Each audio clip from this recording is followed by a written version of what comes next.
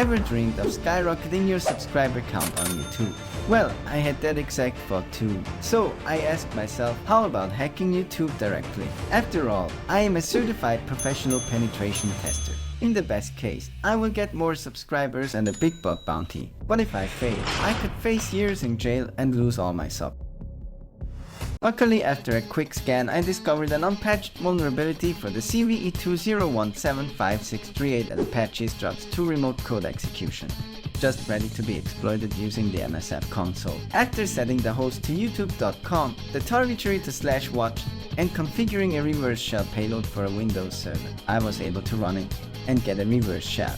I win, I thought as I got a shell back, but I quickly realized that I was not an administrator but a restricted user. And to make matters even worse, it was a Windows server and I suck at the Windows command line. As I stumbled my way into the server using the Windows command line, I wasn't able to connect to the database of YouTube and change my subscriber count. I couldn't find the AdSense server to boost my revenue, and I couldn't even open simple text file because of permission. It is at this moment that I found the ultimate tool to help me in my quest to get more subs, more views, and a big buck bounty check.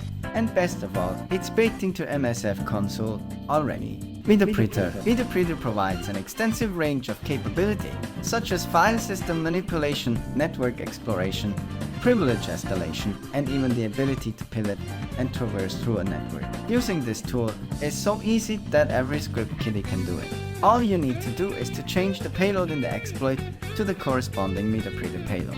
And best of all, it can be hidden in the memory of another application. Now that I got a Meterpreter session, I can run some quick recon tools like the post/multi/recon/local exploit suggester to get suggestions for privilege escalation exploits and become an admin. But first, I needed to migrate to another process in case YouTube is monitoring or rebooting their web server. The command migrate followed by a PID can migrate my current Meterpreter session to another process like Windows Explorer.exe, a process that will never be shut down unless the machine itself is rebooted.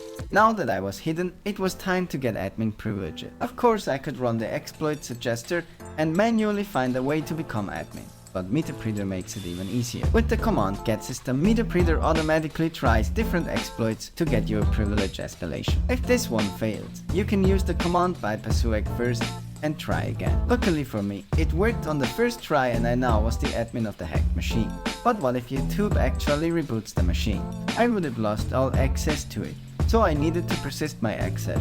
The easiest way to do so using Meterpreter is to use a script called hashdump with run hashdump. As the name suggests, it dumps the hashes of the users of this machine. Now I could crack them offline or use pass the hash techniques to get access to this machine again. Meterpreter also offers additional tools like mimikatz and creating backdoor users to further persist the access.